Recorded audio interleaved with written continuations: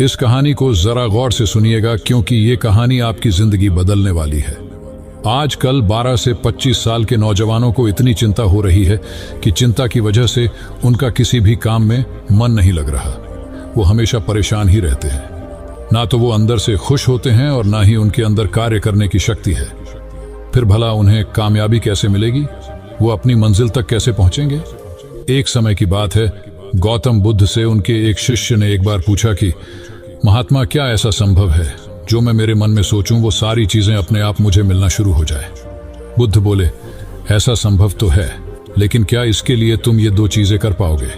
शिष्य बुद्ध से बोला, क्या सच में ऐसा संभव होता है? अगर हाँ तो महात्मा मुझ पर कृपा कर मुझे बताइए, ऐसा होना कैसे संभव है? मैं इसके लिए कुछ भी करूंगा। बुद्ध शिष्य से बोले, तो सुनो, तुम अपने मन में जो चाहो वो तुम्हें मिलने लग जाए। इसका पहला उपाय यह है कि तुम्हें अपने मन को अपने नियंत्रण में लाना सीखना होगा। जब तुम्हारा मन पूरी तरह से तुम्हारे काबू में आएगा, तब उस दिन तुम्हें अपनी मनचाही चीजें मिलना शुरू होंगी। शिष्य बुद्ध से बोला, लेकिन गुरुजी, मन को वश में कैसे लाया जाता है और इस समस्या का दूसरा उपाय क्या है? बुद्ध शिष्य से कहते हैं, मन को वश में लाने का सबसे पहला और महत्वपूर्ण उपाय अपनी इंद्रियों को संयमित करना होता है। तुम्हारे 5 इंद्रियां जब तुम्हारे वश में होंगी, तभी तुम अपने मन को वश में करने में कामयाब हो पाओगे। शिष्य कहता है गुरुदेव, आप कहते हो कि इंद्रियों को काबू में करने से हमारा मन हमारे काबू में आएगा और फिर जो मैं मेरे मन में सोचूं वो चीज मुझे मिलने लगेगी। लेकिन गुरुदेव, इंद्रियां तो मेरे काबू में हैं। मैं जैसे चाहूं वैसे अपने हाथों को, आंखों को या फिर पैरों को हिला सकता हूं। फिर मुझे जो चाहे वो चीजें क्यों नहीं मिल पाती? बुद्ध शिष्यों से कहते हैं, बालक, तुम अपने 5 इंद्रियों की क्रिया के बारे में अपने मन में विचार कर रहे हो, लेकिन अपने 5 इंद्रियों को अपने काबू में रखने का असली अर्थ यह है कि तुम्हें किसी भी भौतिक चीज का मोह न रहना। जब मनुष्य के मन के अंदर अलग अलग प्रकार के मोह उत्पादित होते हैं, तब उसका मन उन चीजों को देख दुखी होता है, जिस वजह से वो व्यर्थ की चिंता में फंसता चला जाता है। वहीं जिस इंसान का मन उसके काबू में होता है, ऐसा व्यक्ति किसी भी प्रकार के मन के छलावे में न फंसकर अपने लक्ष्य की ओर अग्रसर होता है, और वही व्यक्ति जीवन में आगे जाकर अपने लक्ष्य को पूरा कर जीवन में सफल बन पाता है।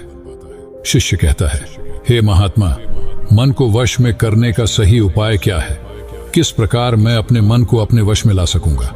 और गुरुदेव, दूसरा उपाय क्या है जिससे मैं अपनी मनचाही चीजों को पा सकता हूं? बुद्ध शिष्य से कहते हैं, तुम्हें अगर अपने मन को वश में करने का उपाय पता करना है तो तुम सामने दिख रहे पेड़ के नीचे 1 महीना हर दिन 2 घंटों के लिए मौन रहकर ध्यान करना सीखो।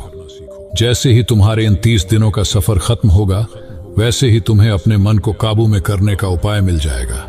जिस दिन तुम्हें अपने मन को काबू में करने का उपाय पूरी तरह से हो गया, उसी दिन से तुम अपने मन में जिस भी चीज का विचार करोगे, वही चीज तुम्हें प्राप्त होना शुरू होगी। अगर तब तुम पैसे के बारे में या फिर संसार में मौजूदा किसी भी चीज के बारे में अपने मन में विचार करते हो, तो वो विचार तुम्हें अपनी मनचाही चीज को प्राप्त करने में तुम्हारी मदद करेगा। पर इसके लिए तुम्हें अपने मन को वश में कर पाना अत्यंत जरूरी है। जब तुम अपने मन को वश में कर लोगे, तभी मैं तुम्हें दूसरे उपाय के बारे में बताऊंगा। शिष्य बुद्ध को प्रणाम कर कहता है, ये तो काफी आसान कार्य है। 1 महीना ही क्या, मैं 1 साल तक 2 घंटे उस पेड़ के नीचे बैठ सकता हूँ। आप मुझे आज्ञा दें, कल से ही मैं ध्यान में बैठने के लिए तैयार हूँ। बुद्ध शिष्य से बोले, ठीक है, तुम पहले 30 दिन उस पेड़ के नीचे मौन रहकर ध्यान करके दिखा दो, फिर हम आगे बात करेंगे। उस शिष्य को लगता है, गुरुदेव ने तो मुझे बहुत ही आसान कार्य सौंपा है, इसे तो मैं आसानता पूर्वक कर सकता हूँ। इसमें कौन सी बड़ी बात है? 1 महीना पैर के नीचे ध्यान ही तो लगाना है, इससे मैं आसानी से कर सकता हूँ। शिष्य दूसरे दिन गौतम बुद्ध को प्रणाम कर उस पेड़ के नीचे मौन रूप से बैठ गया। 3-4 दिन तक ऐसे ही चलता रहा। शिष्य हर दिन बुद्ध के पास जाता है, उनको प्रणाम करता और उस पेड़ के नीचे जाकर मौन रूप से ध्यान करना प्रारंभ करता। लेकिन जब 6ठे दिन रोज की तरह शिष्य उस पेड़ के नीचे बैठने गया, तब उस समय उसका मन बेकाबू होने लगता है। उसके मन में अलग अलग चीजों के विचार आना शुरू होते हैं। उसने अब तक जिस लोगों से बुरा बर्ताव किया, अपने साथ गुरुकुल में पढ़ रहे भाइयों को उसने हर बार कैसे मूर्ख बनाया और अपनी तारीफ करने के लिए गुरुजी को कब कब झूठ बोला, इन सारी बातों के विचार उसके मन में उत्पादित होने लगे, जिससे उसका पूरी तरह ध्यान में मन लगना बहुत ही मुश्किल होने लगा। थोड़े दिन बीते आज उस शिष्य का मौन रहकर ध्यान करने का 17वां दिवस था, लेकिन उसके मन में बार बार आते हुए गलत विचार उसे ध्यान को ठीक से करने नहीं दे रहे थे। इसके लिए उसने मन में निर्णय किया, मैं इस समस्या का हल गुरुदेव से पूछता हूँ, उन्हें इसका हल जरूर पता होगा। 18 वे दिन उसके मुंह पर आ रहे भाव देखकर बुद्ध पहले ही समझ चुके थे कि आज ये सिर्फ प्रणाम करने नहीं है, अपितु किसी समस्या का हल पूछने आया है। शिष्य बुद्ध के पास जाता है और कहता है, ही महात्मा, आपके बताए अनुसार मैं हर रोज 17 दिनों से उस पैर के नीचे ध्यान लगाने बैठ जाता हूँ। शुरुआती दिनों में मैं जब ध्यान लगाने बैठता था, जब मेरा मन पूरी तरह लगता था, लेकिन अब उस पैर के नीचे जब मैं अपना ध्यान लगाने बैठ जाता हूँ तब मेरा ध्यान अच्छे से नहीं लग पाता। मेरे मन में अलग अलग प्रकार के विचार आते हैं। जो विचार मुझे आते हैं उनके बारे में सोचकर मुझे अपनी सोच के ऊपर गुस्सा आने लगता है। मैंने अपने गुरु भाइयों के साथ कितना गलत किया, कितनी ही बार मैंने आपसे प्रशंसा के खातिर झूठ बोला। इन सभी गलत और विचार मुझे अंदर से दुखी करते हैं और मेरा ध्यान टूट जाता है। मैं सोचने लगता हूं कि मैं कितना गलत था, जिसकी वजह से मेरा ध्यान पर मन लगना तो दूर में ध्यान करते समय इन्हीं विचारों से जूझता रहता हूं। है महात्मा, मुझ पर कृपा करें और मुझे इन गलत विचारों को अपने मन से पूरी तरह खत्म करने में सहायता कीजिए। बुद्ध शिष्यों से कहते हैं, तुम्हें जब मैंने पहले दिन मौन रहकर पेड़ के नीचे बैठने के लिए कहा था, अब तुम्हारे मन में किसी भी प्रकार के विचार नहीं आ रहे थे, लेकिन अब 18 दिन बीतने के बाद तुम्हारे मन में अपनी गलतियों के विचार उत्पादित हो चुके, जिसका कारण एक ही है। जब तुम अपने गुरु भाइयों के साथ मस्ती करते थे और सबको अपनी तारीफ करने के लिए झूठी कहानियां सुनाते थे, तब तुम शांत रह रहे अपने मन से बातें ना कर पाए। पूरे दिन गुरु भाइयों के सामने बढ़ावा करने में समय व्यतीत करते थे, लेकिन जब तुम अपने अंदर अपने मन से बातें करना प्रारंभ किया तो तुम्हें अपने आप ही अपनी गलतियों के बारे में विचार आने शुरू हुए, जिसका कारण एक ही है। व्यक्ति अपने आप से किसी भी सवाल को पूछता नहीं है। लोग शांत रहकर खुद से बात करना पसंद नहीं करते और दूसरों से अपनी समस्याओं का हल पूछकर उदास होते हैं।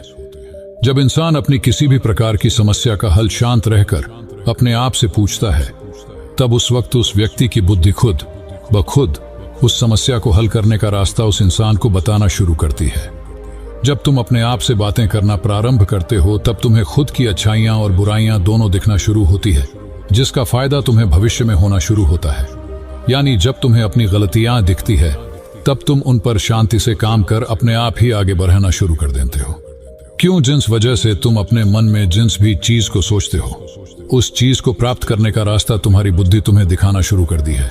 बौद्ध कहते हैं, इसलिए मैंने पहले ही दिन तुम्हें बताया था, जैसे जैसे तुम शांत रहकर अपने मन से विचार करना शुरू करोगे, वैसे वैसे तुम्हें अपनी मन चाहे चीजें मिलना प्रारंभ होंगी। बुद्ध शिष्य से बोले, गुरुदेव, आपने मुझे दूसरा उपाय बताने का भी वादा किया था। मुझे लगता है वो उपाय इससे आसान होगा। कृपा कर मुझे दूसरा भी उपाय बताइए। बुद्ध शिशु को बोले, मैं तुम्हें दूसरा उपाय तुम्हारे 30 दिन पूरे होते ही बता दूंगा। शिष्य बुद्ध को निराशा भरी नजरों से देखता है और वहां से चला जाता है। थोड़े दिन बीतते आज उस शिष्य के 30 दिन पूरे हो चुके थे। शिष्य बुद्ध के पास चला जाता है और बुद्ध से पूछता है गुरुदेव, मुझे मेरा मन इतना हल्का क्यों लग रहा है?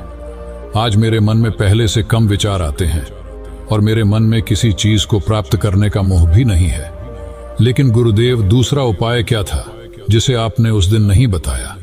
बुद्ध शिष्यों से कहते हैं, दूसरा उपाय था ही नहीं, बस मैंने तुम्हें इसलिए दूसरे उपाय के बारे में बताया था क्योंकि तुम ध्यान के इस 30 दिन में भटक ना जाओ। तुम अपने ध्यान के इन दिनों पूरी तरह से खत्म कर पाओ, जिससे तुम्हें अपने अंदर की आवाज को पहचानने में मदद हो और तुम जान सको कि ऐसा संभव जरूर है कि जो तुम चाहो वो तुम्हें मिल सकता है। लेकिन अपने मन को वश में करने के बाद इसके रास्ते और भी ज्यादा आसान हो जाते हैं। इसलिए इंसान का मन अगर उसके वश में हो तो वो अपनी मनचाही चीज को प्राप्त करने में समर्थ रहता है। वो कहते हैं ना, मन के जीते जीत और मन के हारे हार। इसलिए मन को काबू में करना सीखो, शांत रहो, हर दिन ध्यान करो, एक्सरसाइज करो, तभी तुम्हारे दिनचर्या बदलेगी। जब तक तुम अपने मन को शांत नहीं कर लेते, तब तक तुम जीवन में कुछ भी नहीं पा सकते। कुछ पाने के लिए मन का शांत होना जरूरी है और तब तुमको हर वो चीज मिलेंगे जो तुम सोचोगे। दोस्तों, गौतम बुद्ध की इस कहानी को आप अपने परिवार या मित्रों के साथ शेयर करके उन्हें भी बुद्ध के ज्ञान से अवगत करा सकते हैं। बाकी अगर ये कहानी आपको अच्छी लगी हो तो इस वीडियो को लाइक करें और ऐसी और कहानी सुनने के लिए YouTube चैनल को सब्सक्राइब करें। तब तक मिलते हैं हम आपसे ऐसी ही एक और प्रेरणादायक कहानी के साथ अगले दिन। धन्यवाद।